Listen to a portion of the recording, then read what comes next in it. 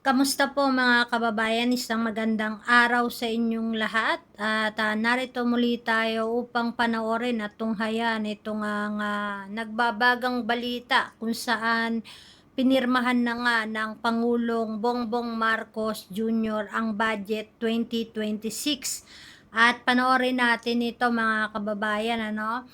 Narito po sa balitang ito ng SMNI ang political commentator. Panoorin po natin mga kababayan. Ngayong pirmado na po ni Pangulong Bongbong Marcos Jr. itong 2026 National Budget, Sir Jay. Sa kabila po ng mga reforma na ginagawa, marami pa rin ang kumukwestiyon dito nga po sa ating budget ngayong taon dahil nga po meron pa daw na pork barrel. Nandoon pa rin kini-question pa rin yan, Sir Jay. Paano ho ba ito matitiyak na talagang maipatutupad ng tama at itong budget natin ngayong taon, Sir Jay? Si Presidente lang makakasagot niyan kung paano maipapatupad ng tama. Pero tama ka yung sa pagkakasabi na hindi po ito ganoon kalinis o kaganda, no? As a matter of fact, ang balita ko si Congressman Ega Irice ng Caloocan ay magsasampa ng isang kaso sa Supreme Court questioning the constitutionality of the 2026 General Appropriations Act. Sapagkat, kung inyo matatandaan, malinaw doon sa naging desisyon sa kasong PhilHealth, no, ng Supreme Court. Kung di ako nagkakamali, ang ponente ay si Justice Hernando, no, na sinasabi niyang yung paglalagay ng mga unprogrammed funds. Bagamat sinasabi ng Malacanang na meron silang kinaltas, no, pinito na 92 billion something, no? Meron pa rin natitirang unprogrammed funds. And malinaw dun sa desisyon ng Supreme Court that any unprogrammed fund, especially kasama ang allocables na bagong terminology sa pork barrel o PDAF ay illegal and unconstitutional. So, we're expecting anytime soon na si Kinatawan Irice ng Caloocan will be filing the case. Ngayon, doon sa... Kasi maganda yung sinabi mo paano may patutupad ng mayos. Kasi paano may patutupad ng mayos ang isang bagay na hindi maayos in the first place. Halimbawa, example na lang, bakit kinakailangan? Maganda pakinggan inalis na yung MAEP na ayuda na kukuha ka pa ng guaranteed letter mula sa congressman. Hindi na raw ganun, no? Wala na raw, hindi na raw pakikialaman ng mga congressman. Tangi executive na lang ang gagawa. Fine, trabaho naman talaga yan ng executive, no, ng DOH, ng DSWD. However, pag tiningnan mo siya, bakit kinakailangan pang i-segregate yan, yung pundong MAIF, no, na pwede mo namang idiretso yan sa universal healthcare na inutangan mo, no, na kinunan mo ng pera pagkatapos ginastos mo sa ghost project ng flood control. Oh. So, bakit hindi na lang ibalik yan and let the, anong tawag ito, the PhilHealth handle the, total para sa hospitalization yan Bakit ang dami pang layer? So, doon pa lang meron na naman problema. No? Pangalawa, I don't know, sa umpisa pa lang sinasabi ko na doon sa ating mga kababayan na nananaginip na matatapos na yung subway, yung mga metro train, yung mga North-South Rail, yung mga tulay na mga ganyan, flyover. Malabo po sapagkat kung inyong titingnan, lilimiin ninyo, examine ninyo yung in-approve na General Appropriations Act. Yun mga funding dyan, bagamat itong mga program na ito ay funded ng foreign countries, hindi mababalan po yan sapagkat yung counterpart peso na dapat ay nakapaloob sa proposed GAA, hindi po nangyari. Inalis yan. Ewan ko kung bakit, no?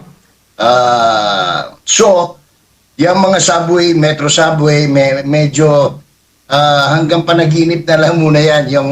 Yung mga, kasi yung mga foreign assisted program o project, nangangailangan yan ng peso counterpart.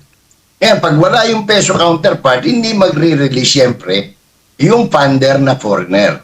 So, in a nutshell, yan ang ating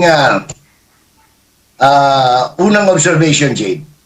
Po, at nabanggit nyo nga na dito nga sa, bago ba sa inyo itong patakaran na dapat wala ng politiko, dapat opisyal lang ng gobyerno, I mean sa executive, nabanggit nyo nga, ang magpapatupad nitong MAIFIP at itong AX at itong TUPAD, no, mga programang ang pinamimigay madalas noong nakaraang taon pa. Alam na natin yan, hindi ho ba nasa batas na po yan before pa at hindi na po yan bago, Sir Jay? In theory, dapat ganyan, ano? Pero alam naman natin ang katotohanan. Kahit na ngayon, I doubt it very much whether they will implement it that way. Dahil, ang dali-dali sabihin yan, no? Siguro mas mabilis sabihin na ano yan, kung may recommendation. May recommendation pa rin yung politiko. Ganun din eh. Kunyari, DSWD by way of the executive, no? Ang mag-i-issue. Pero, isa sa requirement would be a referral letter from the congressman. Kasi madaling imposibleng ano yan eh. Imposibleng, yun nga, pagpapaganda sa press release, maganda sabihin yan. Pero tingnan natin sa practice. Hindi na ba kailangan ng referral mula sa congressman, mula sa gobernador, mula sa mayor? Tingnan natin. Anong tawag nito? Kapipirma lang, hindi pa natin, wala pa yung mga implementing rules and regulation, kumbaga, IRR, no? So makikita natin yan. Kung ngayon, kung wala na talaga yan, baka pwedeng paniwalaan natin. Opo. Doon po sa mga unprogrammed funds, more than 90 billion pesos po yung navito ng Pangulong Bongbong Marcos Jr. Yes. At may mga natitira pang unprogrammed funds ang hindi vinito. Kung kayo pong tatanungin, Sir Jay, ano ho yung dapat i-veto o ng Pangulo dito sa budget natin ngayon?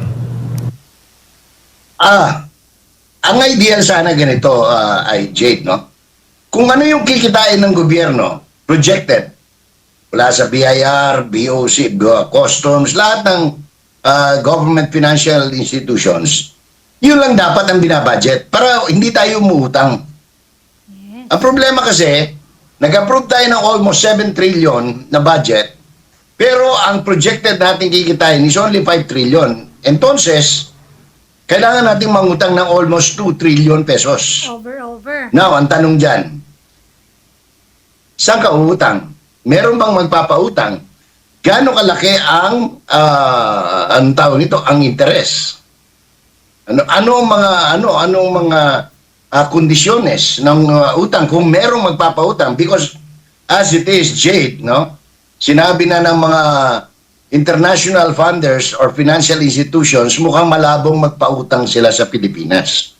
So the question now is, saan kayo utang? Mag-i-impose ba kayo ng bagong buwis? Wala nang, kumbaga, dumugo na, wala na idudugo Pilipino. Ngayon, bakit may mga unprogrammed funds?